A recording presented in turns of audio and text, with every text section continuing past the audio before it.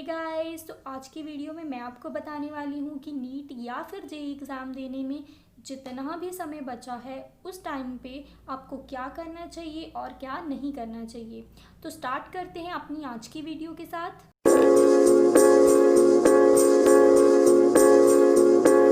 Start करते हैं कि आपको क्या नहीं करना चाहिए, क्योंकि अगर आपको पता है कि आपको क्या नहीं करना चाहिए तो ऑटोमेटिकली आपको पता चल जाएगा कि आपको क्या करना है। ओके, सो स्टार्ट करते हैं फर्स्ट पॉइंट के साथ, जो कि है डिस्ट्रैक्शन।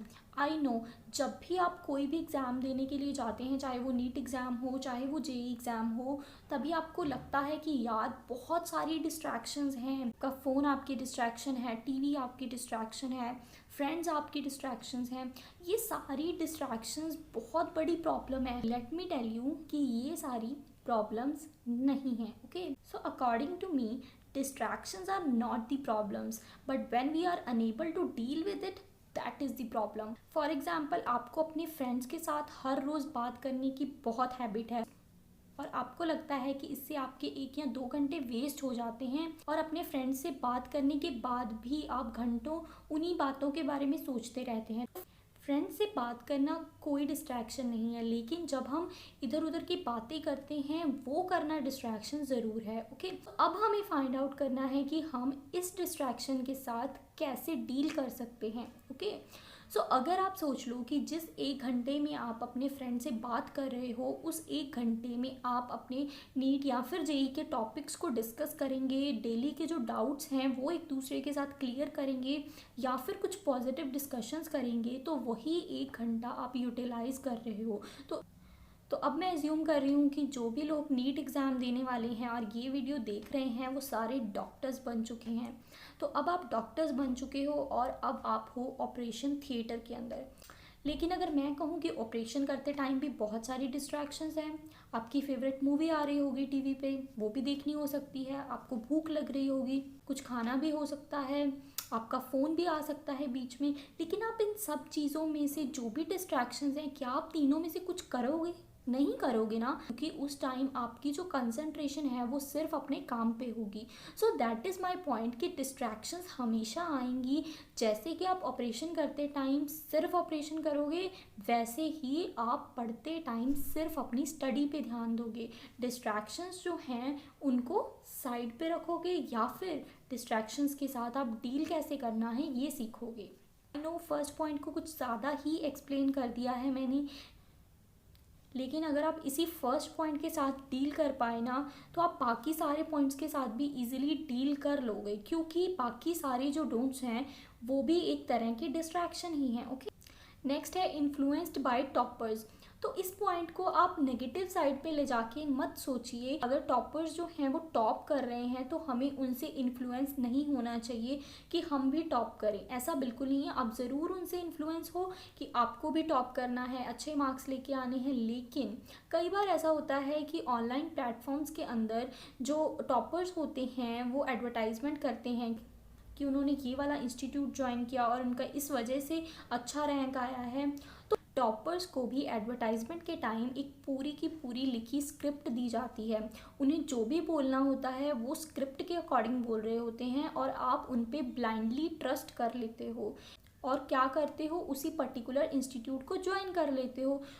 तो अगर तो वो इंस्टीट्यूट अच्छा पढ़ा रहा है तो दैट्स गुड, लेकिन अगर वो इंस्टीट्यूट सिर्फ अपनी एडवर्टाइजमेंट के लिए ही सब कर रहा था, लेकिन वहाँ पे एक्चुअल में ग्राउंड लेवल पे कोई स्टडी नहीं हो रही थी, तो फिर प्रॉब्लम है। ओके, सो आपको इन्फ्लुएंस नहीं होना है टॉपर्स से, या कोई भी जो इंटरव्यूज़ होती हैं उनसे ब्लाइंडली ट्रस्ट नहीं करना है किसी पे। अगर मैं बोल रही हूँ तो आपको मुझ पे भी ब्लाइंडली ट्रस्ट नहीं करना है।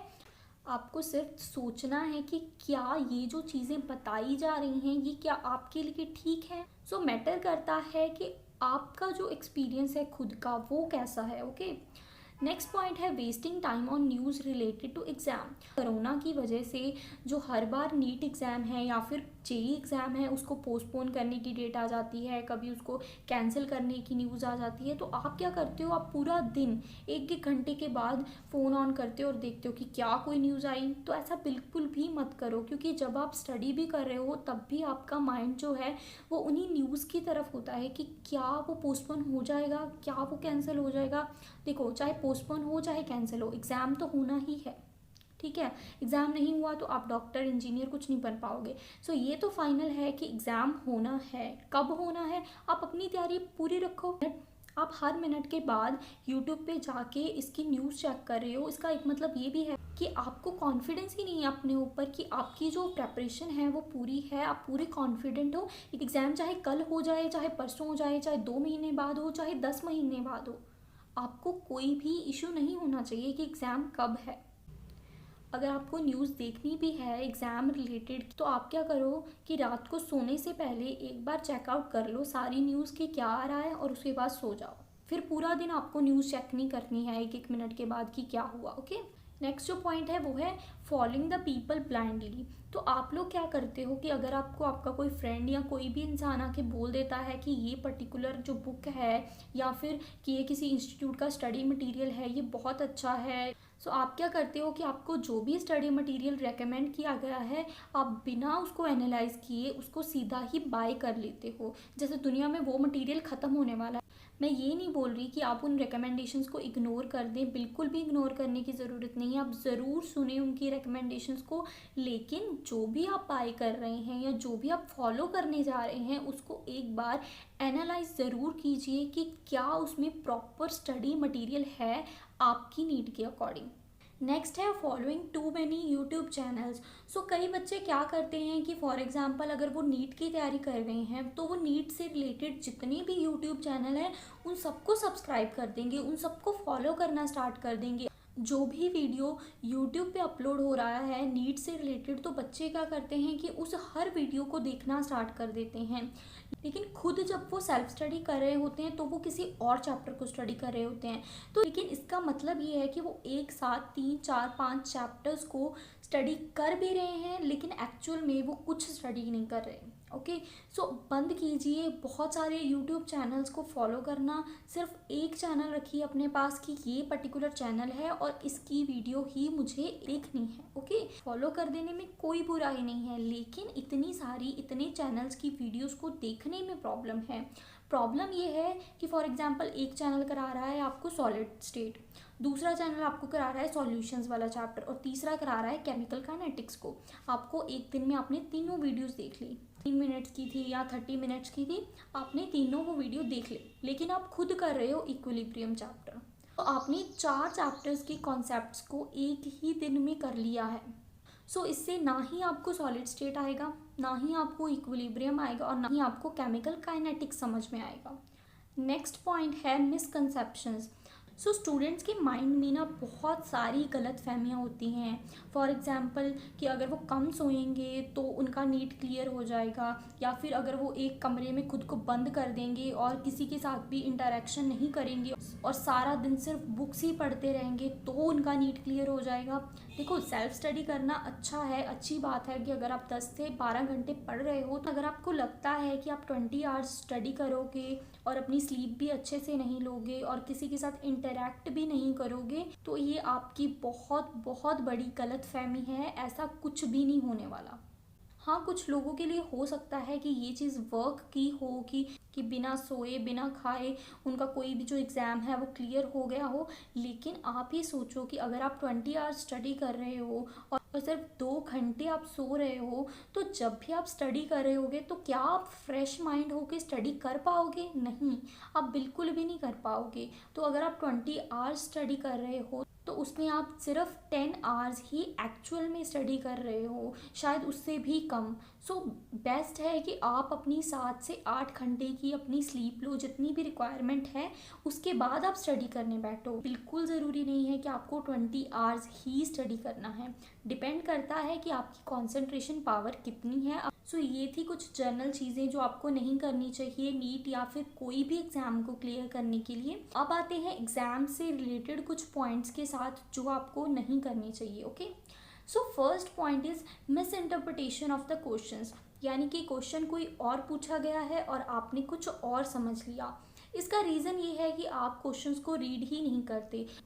कोशिश करो कि आप 2 या 3 बार क्वेश्चन को अच्छे से रीड करो और ये पता करो कि क्या आपसे पूछा गया है और क्या नहीं पूछा गया है। Next point is not keeping track of time. So जब भी आप मॉक टेस्ट देते हो या फिर क्लास टेस्ट देते हो, आप क्या करते हो कि आप सिर्फ आंसर टिक मार्क करने के ऊपर ध्यान देते हो, ध्यान ही नहीं देते कि क्वेश्चंस को सॉल्व करने में आपको कितना टाइम लग रहा है और कौन से क्वेश्चंस ऐसे हैं जिनको सॉल्व करने में आपको ज़्यादा टाइम लग रहा है। तो अगर आप अपने टाइम को एनालाइज करना स्टार्ट करेंगे तो आपको पता चलेगा कि जिन क्वेश्चंस के लिए आपको ज़्यादा टाइम लग रहा है उन क्वेश्चंस को आपको कैसे जल्दी अटैम्प्ट करना है। Okay, next point is not analysing the mock test. तो ऐसा आपको बिल्कुल नहीं करना है। जब भी आपका मॉक टेस्ट का रिजल्ट आए तो आपको एनालाइज करना है कि आपकी कौन कौन सी मिस्टेक्स हुई और वो मिस्टेक्स जो हैं वो किस वजह से हुई, और आपको अपने एक्चुअल एग्ज़ाम में वो वाली मिस्टेक नहीं करनी है। Okay, so next is comparing the results with others. मैंने बहुत बार स्टूडेंट्स को देखा है कि मॉक टेस्ट या किसी भी टेस्ट का रिज़ल्ट आने के बाद वो क्या करते हैं, सबसे पहले वो ये नहीं देखते कि उनका जो टेस्ट है उसमें क्या मिस्टेक्स हैं, क्या उनकी कमी रहेगी, वो ये देखते हैं कि तेरे कितने मार्क्स आए। सो मैं ये नहीं कहूँगी कि कंपेयर करना बंद कर दो, क्योंकि ये एक ह्यूमन बिहेवियर है, आप नहीं बंद कर सकते कंपैरिजन करना, लेकिन कंपैरिजन अपने एक पॉजिटिव वे में करो कि क्या ऐसी मिस्टेक्स रह गई जिसकी वजह से आपके कम मार्क्स आए हैं। सो अब बात करते हैं कि क्या ऐसी चीज़ें हैं जो आपको करनी चाहिए। वैसे तो आपको क्या नहीं करना चाहिए इससे ही पता चल गया होगा कि आपको क्या करना चाहिए, लेकिन मैंने कोशिश की है कि जो चीज़ें आपको डोंट वाले पॉइंट्स के अंदर बताई हैं वो यहाँ पे कुछ हद तक रिपीट नहीं हो रही हैं। पॉइंट है वो है एलिमिनेट टॉक्सिक पीपल।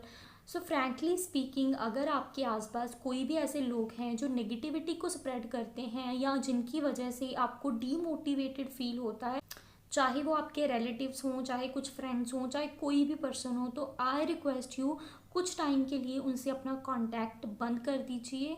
क्योंकि चाहे आप जितना भी हार्डवर्क कर लो, लेकिन ये बात तो सच है कि जिस दिन कोई भी नेगेटिव बंदा आपके बारे में कुछ बुरा के बोल जाए या कुछ आपको डीमोटिवेट कर दे तो उस दिन उस टाइम के लिए आप स्टडी नहीं कर पाते हैं। तो आपके जितने भी कॉन्सेप्ट क्लियर हैं, आप जितने भी डेडिकेटेड हो, जितने भी हार्ड वर्किंग हो, इन सब चीज़ों का कोई फ़ायदा नहीं है अगर आपके माइंड में नेगेटिविटी है या फिर आप इन्फ्लुएंस्ड हो नेगेटिव लोगों से। आई विल सजेस्ट यू कि जो भी लोग आपको बोल रहे हैं कि आप एग्ज़ाम क्रैक नहीं कर पाओगे, आपका कुछ नहीं हो सकता लाइफ में, सो प्लीज़ उन लोगों को कट कर दीजिए अपनी लाइफ से। सो इन चीज़ों से आई एम श्योर कि आपका माइंड जो है वो कुछ हद तक पॉजिटिव ज़रूर हो गया होगा। अब बात करते हैं अपनी स्टडी की। तो स्टडी में क्या करना है, आपको हमेशा कंसिस्टेंट रहना है। यानी कि ऐसा नहीं है कि एक दिन तो आप बहुत ज़्यादा पढ़ लिए और दूसरे दिन बिल्कुल भी टच नहीं की बुक्स। तो ऐसा करने से आप क्या कर रहे हो कि उस पहले दिन आप जितना भी स्टडी किए थे आप उस सारी स्टडी को वेस्ट कर रहे हो। अगर आप नेक्स्ट डे नहीं पढ़ रहे तो कम पढ़ो, चाहे 1 घंटा पढ़ो, 2 घंटे पढ़ो, लेकिन आपको ये होना चाहिए कि मुझे हर रोज़ 2 घंटे पढ़ना ही पढ़ना है। नेक्स्ट पॉइंट है कॉन्सेप्ट क्लैरिटी का। सो आप कोशिश करो कि आप जो भी पढ़ रहे हो उसको क्रैम कम से कम करो। आई नो बहुत सी चीज़ें होती हैं जिनको क्रैम करने की ज़रूरत पड़ती है, आपको याद रखनी पड़ती हैं, लेकिन कोशिश करो कि आप कंसेप्ट्स को क्लियर करके चलो। नेक्स्ट पॉइंट है प्रीवियस ईयर क्वेश्चंस जो आते हैं उनके डिफ़िकल्टी लेवल्स को कंपेयर करना। यानी कि आपको क्या करना है कि आप एक चैप्टर लो और देखो कि प्रीवियस ईयर क्वेश्चंस में उस टॉपिक में से कौन कौन से क्वेश्चंस आए हुए हैं और विद इन द ईयर्स कैसे जो डिफ़िकल्टी लेवल है वो इंक्रीज़ हुआ है या फिर डिक्रीज़ हुआ है। सो इससे आपको आसानी होगी कोई भी टॉपिक करने में। जैसे कि कोई कम इम्पॉर्टेंट टॉपिक है तो आपको उस तरीके से उस टॉपिक को पढ़ना है, अगर कोई ज़्यादा इंपॉर्टेंट है तो आप उस टॉपिक को ज़्यादा टाइम दे पाओगे। ओके, नेक्स्ट पॉइंट है focus on quality then quantity. ये पॉइंट जो है ना ये बहुत बहुत इंपॉर्टेंट है। स्टूडेंट्स को लगता है कि अगर वो 10 घंटे पढ़ रहे हैं तो उन्होंने बहुत बड़ा ऐसे तीर मार दिया, लेकिन होता क्या है कि उन 10 आवर्स में से ज़्यादा टाइम स्टूडेंट्स क्या करते हैं, कभी इधर देख लिया, कभी इधर देख लिया, कभी कुछ सोच लिया। तो उन 10 आवर्स का आपको कोई भी बेनिफिट नहीं है, क्योंकि उन 10 आवर्स में आपकी जो कंसंट्रेशन थी वो बिल्कुल भी नहीं थी। कोशिश करो कि अगर आप 2 घंटे भी पढ़ रहे हो ना, तो एटलीस्ट 1.5 आवर आप पूरी कंसंट्रेशन के साथ पढ़ रहे हो। आई नो डिस्ट्रैक्शंस होती हैं। नेक्स्ट है clear your doubts every day. So आप बोलोगे कि हर रोज़ डाउट क्लियर करना बहुत मुश्किल है। आप हर रोज़ टीचर के पास जाते हो, कई बार उनके पास टाइम नहीं होता, कई बार कुछ और प्रॉब्लम होती है, तो हर रोज़ के जो डाउट्स हैं वो तो क्लियर नहीं हो सकते। तो वो क्लियर बिल्कुल हो सकते हैं। सो आपको करना क्या है, आपको अपने फ्रेंड से बात करनी है और उसको बोलना है कि हम हर रोज़ 30 मिनट्स के लिए कोई भी एक पर्टिकुलर टॉपिक जो हमने पूरे दिन में स्टडी किया होगा उसको डिस्कस करेंगे, या फिर उसके जो डाउट्स हैं वो एक दूसरे के साथ क्लियर करेंगे। ओके, इतना तो हो सकता है ना। कई बार ऐसा होता है कि कुछ चीज़ें आपको समझ नहीं आ रही होती लेकिन उसको समझ आ सकती हैं। ऑपोजिट भी हो सकता है कि उसको समझ नहीं आ रही लेकिन आपको समझ आ सकती हैं। सो इससे क्या होगा कि एक तो आपकी टॉपिक्स की रिवीजन हो जाएगी, और दूसरा जो है कुछ कुछ डाउट्स जो हैं वो आपके हर रोज़ क्लियर होना स्टार्ट हो जाएंगे। नेक्स्ट है make a mistake notebook. Mistake notebook का मतलब ये है कि आप जो भी टेस्ट देते हो, जो भी मॉक टेस्ट देते हो या फिर डिस्कशंस भी करते हो, उन डिस्कशंस में या मॉक टेस्ट में आपकी जो भी मिस्टेक होती है तो आप एक अलग से नोटबुक लगा सकते हो, और उस नोटबुक में क्वेश्चन वाइज आप लिख सकते हो कि आपने कौन सी मिस्टेक की और वो मिस्टेक जो है वो किस वजह से हुई। आपने क्वेश्चन रीड नहीं किया, फॉर्मूला भूल गया, ये सारी चीज़ें जो है ये आपको नोट करनी है कि किस वजह से आपकी मिस्टेक हुई है। सो आज की वीडियो में मैंने आपसे डिस्कस किए हैं कुछ ऐसे सजेशंस जो ड्यूरिंग द प्रेपरेशन आपको करने चाहिए, और कुछ ऐसे सजेशंस जो आपको बिल्कुल भी नहीं करनी चाहिए। All the best to all the aspirants and all the future doctors, and thank you so much for giving your time and watching this video.